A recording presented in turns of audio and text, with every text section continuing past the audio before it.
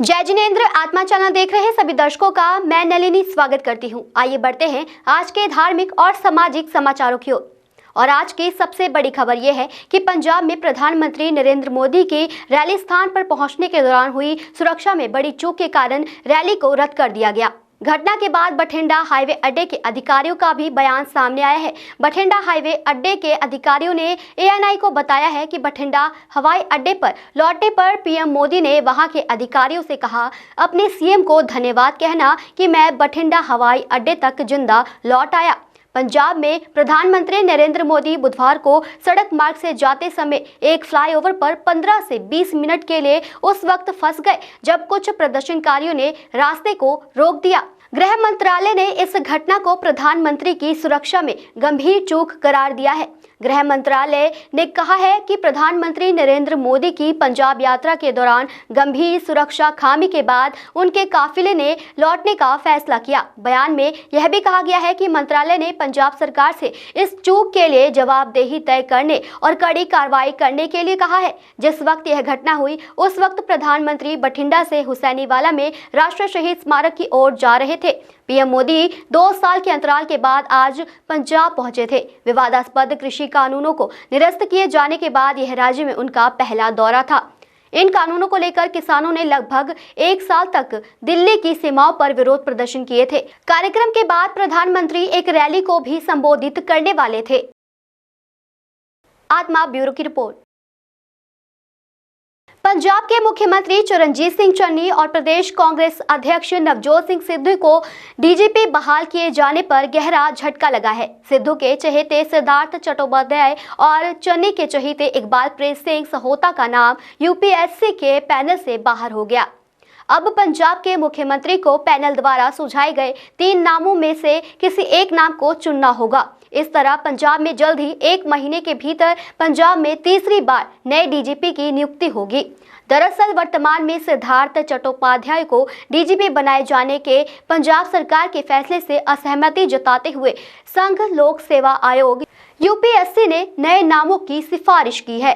UPSC ने 1987 batch के अधिकारियों दिनकर गुप्ता, वीके भावरा और 1988 बैच के प्रबोध कुमार का नाम राज्य में शीर्ष पुलिस पद के लिए पैनल में शामिल किया है। राज्य सरकार को अब इन तीनों अधिकारियों में से किसी एक को डीजीपी नियुक्त करना होगा। सूत्रों के मुताबिक दिनकर गुप्ता और प्रबोध कुमार केंद्र सरकार में डिप्यूटेशन पर जाने की इच्छा जता चुके हैं, इसलिए बीके भावरा का पंजाब में नया डीजीपी बनना तय माना जा रहा है। यूपीएससी ने कांग्रेस अध्यक्ष नवजोत सिंह सिद्धू के चहेते चट्टोपाध्याय का नाम डीजीपी पैनल से ही बाहर कर दिया है। वहीं मुख्यमंत्री चरणजीत सिंह चन्नी के चहेते इकबालप्रीत सिंह सहोता भी इस पद की दौड़ से बाहर हो गए हैं। हालांकि पंजाब सरकार यूपीएससी पैनल के खिलाफ नियुक्ति में देरी के लिए सुप्रीम कोर्ट का दरवाजा खटखटा सकता है। आत्मा ब्यूरो की रिपोर्ट। पंजाब विधानसभा चुनावों से पहले राज्य में कांग्रेस के लिए मुश्किलें खत्म होने का नाम नहीं ले रही है। पंजाब कांग्रेस के अध्यक्ष नवजोत सिंह सिद्धू और सूबे के गृह मंत्री सुखजिंदर सिंह रंधावा के बीच जुबानी जंग चल रही है। पंजाब के 4 ताकतवर मंत्री मंगलवार सुबह कांग्रेस के संगठन महासचिव के सी वेणुगोपाल से मिलने दिल्ली पहुंचे थे। करीब 1 घंटे तक वेणुगोपाल के घर पर बैठक चली। अकाली नेता बिक्रम सिंह मजीठिया की गिरफ्तारी में हो रही देरी के मसले पर पार्टी के नेताओं के बीच चर्चा हुई। केसी वेणुगोपाल के घर पर पंजाब के गृह मंत्री सुखजिंदर सिंह रंधावा, परिवहन मंत्री राजा अमरिंदर सिंह वणिंग के साथ भारत भूषण आशु और नवजोत सिंह सिद्धू के करीबी रहे परगट सिंह भी मौजूद थे। आत्मा ब्यूरो की रिपोर्ट। पंजाब के चुनाव में पूरे दमखम के साथ ताल ठोक रही आम आदमी पार्टी ने अब सूबे को मुख्यमंत्री पद का उम्मीदवार देने का फैसला कर लिया है। सूत्रों के मुताबिक बहुत जल्द पार्टी की ओर से बड़ा कार्यक्रम आयोजित कर सांसद भगवंत मान के नाम का ऐलान किया जाएगा। भगवंत मान को पार्टी का चेहरा बनाने से पहले पार्टी के भीतर और बाहर बड़े पैमाने पर मंथन किया गया, जिसके बाद ये निचोड़ निकाला गया कि पिछली बार मुख्यमंत्री पद का दावेदार नहीं देने की गलती को इस बार नहीं दोहराया जाएगा और पार्टी मुख्यमंत्री पद के चेहरे के साथ मैदान में जाएगी। कई ऐसे कारण रहे जो मान को मुख्यमंत्री पद के उम्मीदवारों की रेस में सबसे आगे ले गए। पार्टी से जुड़े वरिष्ठ सूत्रों का कहना है कि भगवंत मान को सीएम पद का उम्मीदवार बनाने के पीछे अनेक कारण हैं। इस सवाल का जवाब तलाशने के लिए पार्टी में काफी मंथन हुआ। पार्टी ने अनेक सर्वे और जनता के रुख से ये तो अंदाजा लगा लिया कि पार्टी सुप्रीमो अरविंद केजरीवाल की लोकप्रियता काफी बड़ी है। पार्टी के चुनावी नारे एक मौका केजरीवाल नू लोकप्रिय हो रहा है और दिल्ली सरकार के कामकाज को लेकर भी पंजाब में बड़े पैमाने पर सकारात्मक चर्चा हो रही है। इन सब के साथ पार्टी को एक ऐसा चेहरा चाहिए था जो पंजाब और पंजाबियों के लिए जाना पहचाना हो, उनके बीच का हो और ऐसा हो जिससे पंजाब के लोग खुद की पहचान को जोड़कर देख सके। अरविंद केजरीवाल बहुत पहले ही ये ऐलान कर चुके थे कि पार्टी मुख्यमंत्री पद के चेहरे के साथ मैदान में जाएगी और वो चेहरा सिख होगा, ऐसा होगा जिस पर पंजाबियों को गर्व होगा। आत्मा ब्यूरो की रिपोर्ट। नव वर्ष के उपलक्ष्य में श्री दुर्गा माता मंदिर रजिस्टर जगराव पुल लुधियाना में दुर्गा माता मंदिर ट्रस्ट की ओर से माता की भव्य चौकी का आयोजन किया गया। इस मौके मंदिर ट्रस्ट के पूर्व अध्यक्ष वीरेंद्र मित्तल ने सभी लोगों को नव वर्ष की शुभकामनाएं दी और कहा कि आज इस चौकी में देवेंद्र भारद्वाज और उनकी पूरी टीम द्वारा माता के भजनों द्वारा गुणगान किया गया है। और इस मौके ट्रस्ट के अध्यक्ष अश्विनी जैन ने कहा कि कोरोना महामारी को देखते हुए सभी नियमों का पालन करते हुए माता की चौकी का आयोजन किया गया है।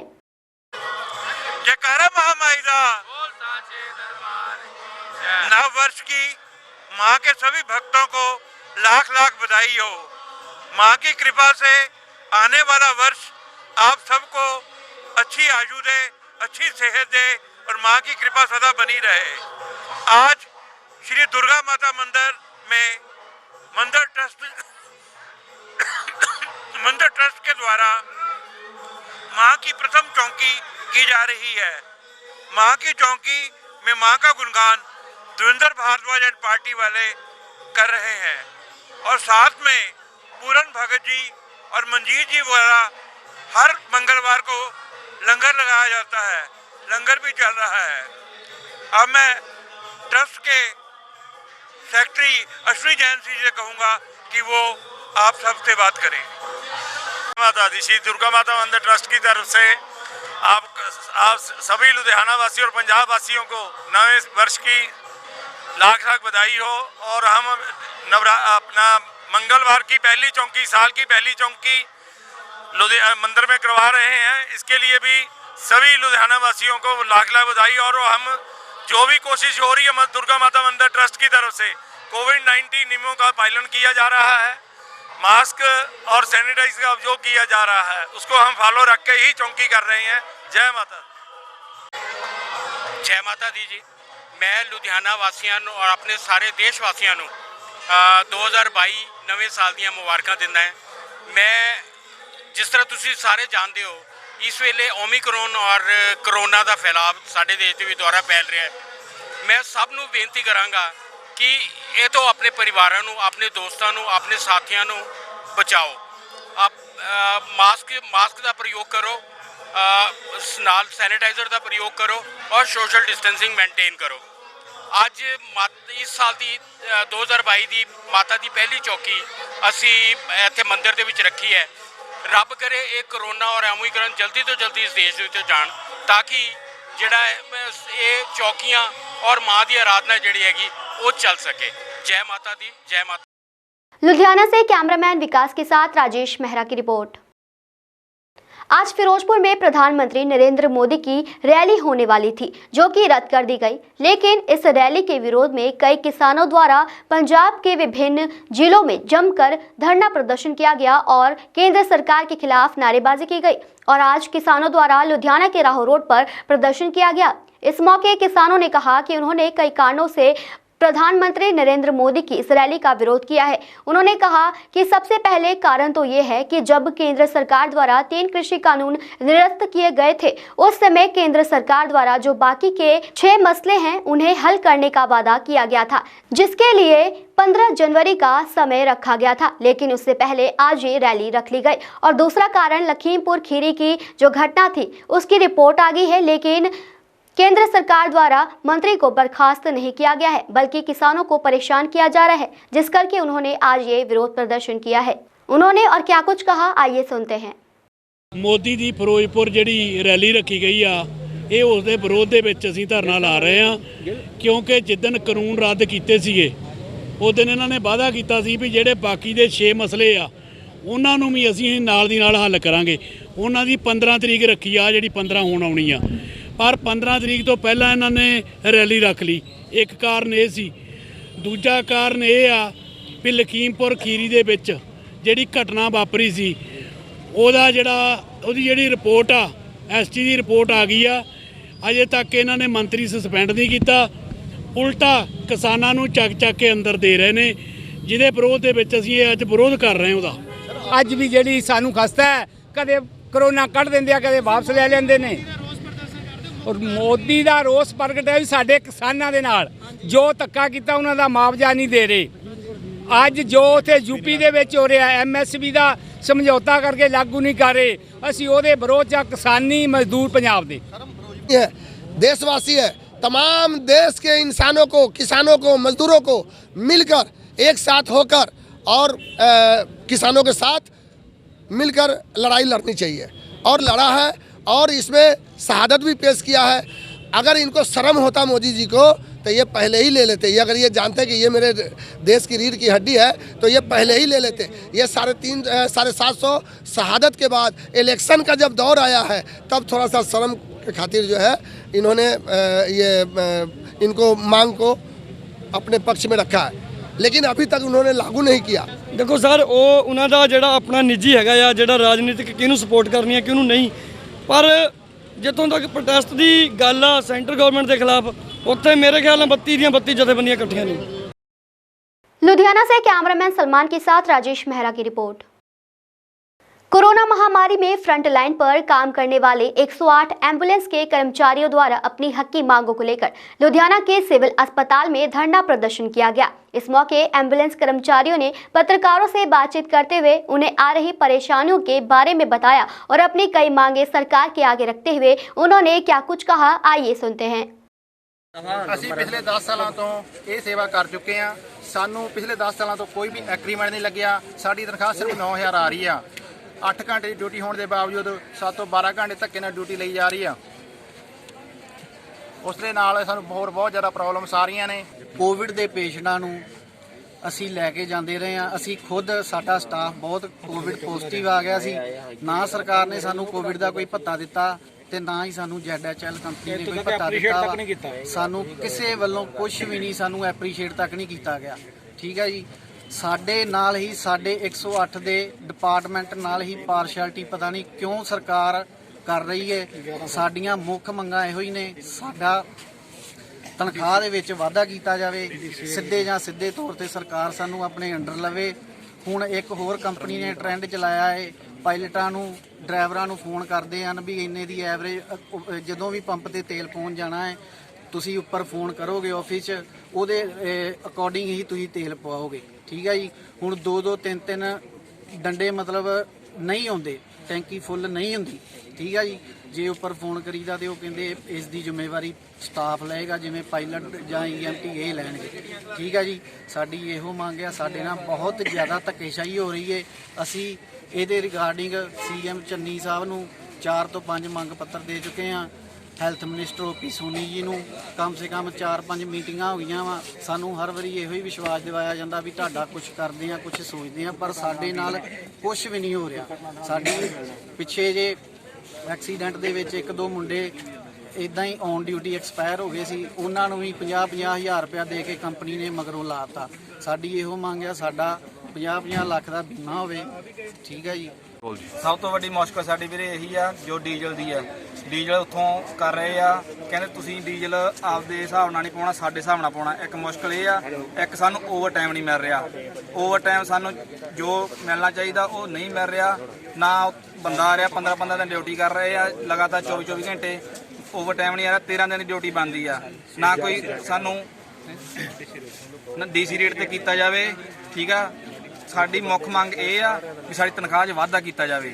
ਨਾ ਸਾਡੀ ਤਨਖਾਹ 9-9000 ਰੁਪਏ ਵਿੱਚ ਸਾਡਾ ਘਰ ਨਹੀਂ ਚੱਲਦਾ, ਇਸ ਕਰਕੇ ਸਾਡੀ ਤਨਖਾਹ ਵਧੀ ਜਾਵੇ। ਇੱਕ ਇਹ ਮੰਗ ਇਹ ਆ, ਜਦੋਂ ਮਾੜੀ ਕਿਸੇ ਕੋਲ ਗੱਡੀ ਲੱਗਦੀ ਹੈ, ਨੁਕਸਾਨ ਹੁੰਦਾ, ਉਹ ਕੰਪਨੀ ਕਹਿੰਦੀ ਖੁਦ ਕਰਾਓ।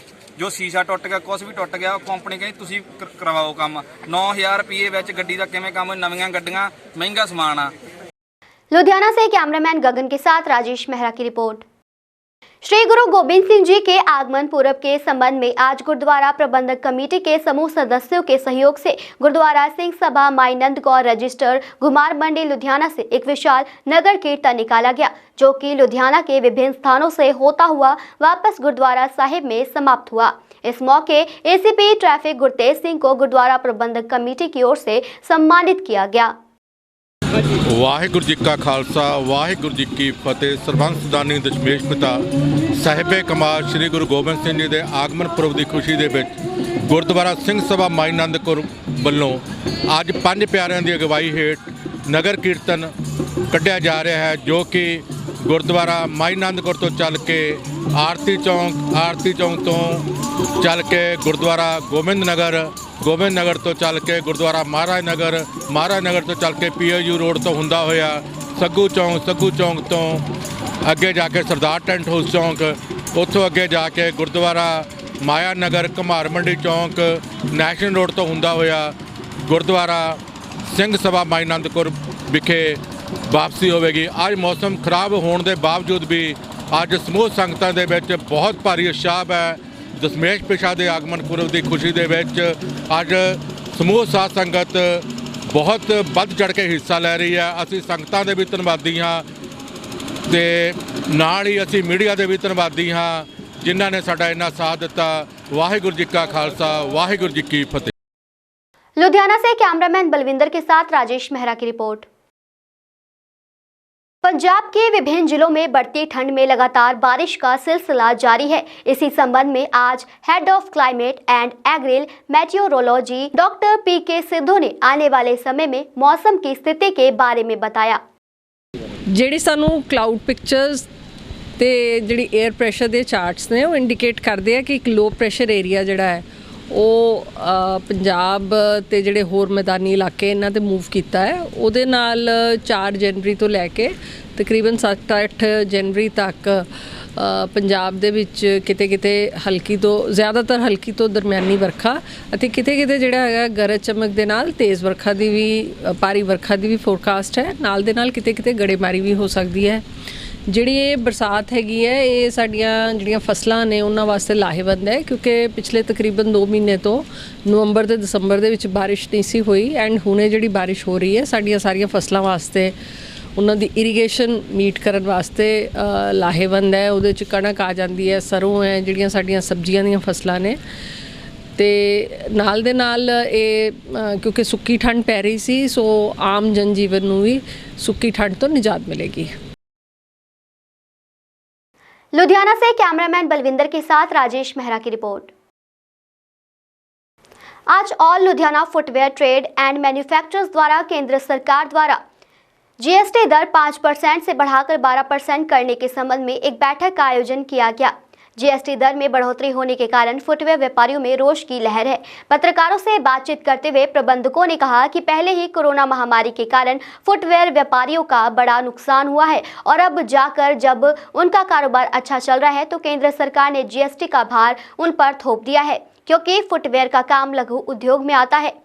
उन्होंने केंद्र सरकार को चेतावनी देते हुए कहा कि अगर आने वाले समय में GST की दरें नहीं घटाई गई तो वह अपनी दुकानों को बंद करके केंद्र सरकार को सौंप देंगे। देखो जी, पहला कोरोना काल ਦੇ ਵਿੱਚ ਸਾਡਾ ਵਪਾਰ ਤਾਂ ਪਹਿਲਾਂ ਹੀ ਬਹੁਤ ਡਾਊਨ ਹੋ ਚੁੱਕਾ ਹੋਇਆ ਸੀਗਾ। ਹੁਣ ਗਵਰਨਮੈਂਟ ਨੇ ਇੱਕ ਨਵੀਂ ਪਾਲਿਸੀ ਲਿਆਤੀ, GST ਸਾਡਾ 5 ਤੋਂ 12% ਕਰਤਾ। ਇਹ ਸਾਡੀ ਜਿਹੜੀ ਜੁੱਤੀ ਹੈ ਆਮ ਬੰਦੇ ਦੇ ਵਾਸਤੇ ਫੁੱਟਵੇਅਰ ਹੈ, ਆਮ ਬੰਦੇ ਦਾ ਪਾਉਂਦਾ ਹੈ। ਇਹ ਕੋਈ ਬ੍ਰਾਂਡ ਨਹੀਂ ਹੈਗਾ, ਕਿਉਂਕਿ ਬ੍ਰਾਂਡ ਤਾਂ ਪਹਿਲਾਂ ਹੀ 18% ਤੇ ਹੈਗਾ। ਫੁੱਟਵੇਅਰ ਦੇ ਨਾਲ ਇਹ ਸਾਡੇ ਨਾਲ ਧੱਕਾ ਕੀਤਾ ਗਿਆ। ਪਹਿਲਾਂ ਕਹਿੰਦੇ ਜੀ ਗਾਰਮੈਂਟ ਦੇ ਬਰਾਬਰ ਹੀ ਰੱਖਾਂਗੇ ਅਸੀਂ, ਗਾਰਮੈਂਟ ਨੂੰ ਤਾਂ 5% ਤੇ ਹੀ ਰਹਿਣ ਦਿੱਤਾ, ਲੇਕਿਨ ਫੁੱਟਵੇਅਰ ਨੂੰ 12% ਤੇ ਲੈ ਗਏ, ਜਿਹੜਾ ਕਿ ਇਹ ਬਿਲਕੁਲ ਸਸਤੀਆਂ ਜੁੱਤੀਆਂ ਨੇ। ਉਹਦੇ ਵਿੱਚ ਇਹਨਾਂ ਦਾ ਮਾਰਜਨ ਸਾਡੇ ਹੋਲਸੇਲਰ ਦਾ ਨਹੀਂ ਹੈਗਾ ਜਿੰਨਾ ਮਾਰਜਨ ਗਵਰਨਮੈਂਟ ਨੇ ਲਾਇਆ ਜਾਣਾ। ਅਸੀਂ ਸ਼ੁੱਕਰਵਾਰ ਨੂੰ DC ਦਫ਼ਤਰ ਦੇ ਵਿੱਚ DC ਸਾਹਿਬ ਨੂੰ ਆਪਣਾ ਮੈਮੋਰੈਂਡਮ ਦੇਵਾਂਗੇ, ਇੱਕ ਪੂਰਾ ਰੋਸ ਮਾਰਚ ਕਰਕੇ ਜਾਵਾਂਗੇ ਉੱਥੇ। ਬਾਕੀ ਰਹੀ ਗੱਲ ਫਰਦਰ, ਜੇ ਗਵਰਨਮੈਂਟ ਨੇ ਸਾਡੀ ਗੱਲ ਨਾ ਮੰਨੀ ਤੇ ਪਹਿਲਾਂ ਪੰਜਾਬ ਲੈਵਲ ਤੇ ਬੰਦ ਦੀ ਕਾਲ ਕਰਾਂਗੇ, ਫਿਰ ਆਲ ਓਵਰ ਇੰਡੀਆ ਦੇ ਵਿੱਚ ਅਸੀਂ ਇਹਨੂੰ ਬੰਦ ਦੀ ਕਾਲ ਕਰਾਂਗੇ। ਜਦ ਤੱਕ ਸਾਡੀਆਂ ਮੰਗਾਂ ਨਹੀਂ ਮੰਨੀਆਂ ਜਾਂਦੀਆਂ ਉਦ ਤੱਕ ਅਸੀਂ ਪ੍ਰੋਟੈਸਟ ਕਰਾਂਗੇ। ਜੇ ਗਵਰਨਮੈਂਟ ਨਹੀਂ ਆਏਗੀ, ਲਾਸਟ ਸਾਡੇ ਕੋਲ ਹੱਲ ਇਹੀ ਹੈ ਵੀ ਅਸੀਂ ਆਪਣੀਆਂ ਦੁਕਾਨਾਂ ਬੰਦ ਕਰਕੇ ਚਾਬੀਆਂ ਗਵਰਨਮੈਂਟ ਦੇ ਨੁਮਾਇੰਦਿਆਂ ਨੂੰ ਸੌਂਪ ਦੇਵਾਂਗੇ। ਸਰ ਅਸੀਂ ਇਹ ਮੀਟਿੰਗ ਕੀਤੀ ਹੈ ਇਸ ਕਰਕੇ ਜੀ, ਜਿਹੜਾ 5% ਤੋਂ 12% GST ਕੀਤਾ ਬਿਲਕੁਲ ਵਪਾਰੀਆਂ ਨਾਲ ਧੱਕਾ ਹੈ, ਗਰੀਬ ਆਦਮੀ ਨਾਲ ਯਾਨੀ ਕਿ ਬਹੁਤ ਧੋਖਾ ਹੈ। ਯਾਨੀ ਕਿ ਇਹ ਕੰਮ ਨਹੀਂ ਹੋਣਾ ਚਾਹੀਦਾ, ਕਿਉਂਕਿ ਗਰੀਬ ਜੁੱਤੀ ਸਾਡੀ ਜੁੱਤੀ ਜਿਹੜੀ ਗਰੀਬ ਬੰਦਾ ਹੀ ਪਾਉਂਦਾ। ਜੇ 12% ਟੈਕਸ ਲਾ ਦੇਣਗੇ ਤੇ ਉਹਨਾਂ ਵਾਸਤੇ ਬੜੀ ਮੁਸ਼ਕਲ ਹੋਏਗੀ, ਤੇ ਸਾਡੇ ਵਾਸਤੇ ਪਹਿਲੇ ਮੁਸ਼ਕਲ ਹੋ ਚੁੱਕੀ ਹੈ। ਕਰੋਨਾ ਕਾਲ ਦੇ ਵਿੱਚ ਅਸੀਂ ਬੜੇ ਸੰਤੇਪ ਝੇਲ ਚੁੱਕੇ ਹਾਂ, ਤੇ ਸਾਨੂੰ ਅਸੀਂ ਮੰਗ ਕਰਦੇ ਹਾਂ ਕਿ ਸਾਨੂੰ ਨਾ ਯਾਨੀ ਕਿ 5% ਹੀ ਟੈਕਸ ਲੱਗਾ ਜਾਵੇ। ਇਸ ਤੋਂ ਬਾਅਦ ਸਾਨੂੰ ਯਾਨੀ ਕਿ ਬਰਦਾਸ਼ਤ ਨਹੀਂ ਹੋਏਗਾ। ਜੇ ਸਾਡਾ ਮੰਗ ਨਹੀਂ ਮੰਨੇਗੀ ਤਾਂ ਸਾਨੂੰ ਮਜਬੂਰਨ ਧਰਨਾ ਦੇਣਾ ਪਏਗਾ, ਚੌਂਕਾ ਦੇਣਾ ਪਏਗਾ, DC ਦਫ਼ਤਰ ਦੇਣਾ ਪਏਗਾ। ਅਸੀਂ ਇਸ ਕਰਕੇ ਮਜਬੂਰ ਹੋ ਜਾਵਾਂਗੇ। ਸਾਰੇ ਵੀਰਾਂ ਨੂੰ ਬੇਨਤੀ ਕਰਦੇ ਹਾਂ, ਜਦੋਂ ਵੀ ਅਸੀਂ ਤੁਹਾਨੂੰ ਕਿਤੇ ਬੁਲਾਈਏ, ਸਾਡੀ ਮੰਗ ਨਾ ਮੰਨੀ ਗਈ ਤੇ ਸਾਡੇ ਨਾਲ ਕੰਧੇ ਨਾਲ ਕੰਧਾ ਮਿਲਾ ਕੇ ਸਾਥ ਦਿਓ, ਯਾਨੀ ਕਿ ਤੁਹਾਡੀ ਬੜੀ ਮਿਹਰਬਾਨੀ ਹੋਏਗੀ ਜੀ। ਸਾਰੇ ਪੂਰੇ ਪੰਜਾਬ 'ਚ ਯਾਨੀ ਕਿ ਸਾਰੀਆਂ ਰੈਲੀਆਂ ਹੋਣਗੀਆਂ ਜੀ। ਸਾਡੀਆਂ ਗੱਲਾਂ ਪਟਿਆਲੇ ਵੀ ਹੋਈ ਹੈ, ਜਲੰਧਰ ਵੀ ਹੋਈ ਹੈ, ਅੰਮ੍ਰਿਤਸਰ ਵੀ ਹੋਈ ਹੈ। ਸਾਰੀਆਂ ਪਾਰਟੀਆਂ ਸਾਰੇ ਵਪਾਰੀਆਂ ਨਾਲ ਗੱਲ ਹੋਈ ਹੈ। ਜੇ ਸਾਡੀ ਗੱਲ ਨਹੀਂ ਮੰਨੇਗੀ ਤੇ ਇਸ ਤੋਂ ਬਾਅਦ ਅਸੀਂ ਸਾਰੇ ਯਾਨੀ ਕਿ ਇਕੱਠੇ ਹੋ ਕੇ ਯਾਨੀ ਕਿ ਧਰਨਾ ਦੇਵਾਂਗੇ ਸਾਰੇ ਪੰਜਾਬ ਦੇ ਵਿੱਚ। ਸਰਕਾਰ ਨੂੰ ਅਸੀਂ ਇਹ ਕਹਿਣਾ ਚਾਹੀਦੀ, ਸਾਡਾ ਜਿਹੜਾ ਟੈਕਸ 5% ਹੈ ਬਿਲਕੁਲ ਜਾਇਜ਼ ਹੈ। ਇਸ ਤੋਂ ਬਾਅਦ ਸਾਨੂੰ ਕੋਈ ਮਨਜ਼ੂਰ नहीं होगा जी। इनके लुधियाना से कैमरामैन गगन के साथ राजेश मेहरा की रिपोर्ट। आज के समाचार बस यहीं तक। कल फिर हाजिर होंगे कुछ नए धार्मिक और सामाजिक समाचारों के साथ। तब तक आप बने रहिए आत्मा चैनल के साथ। जय जिनेंद्र।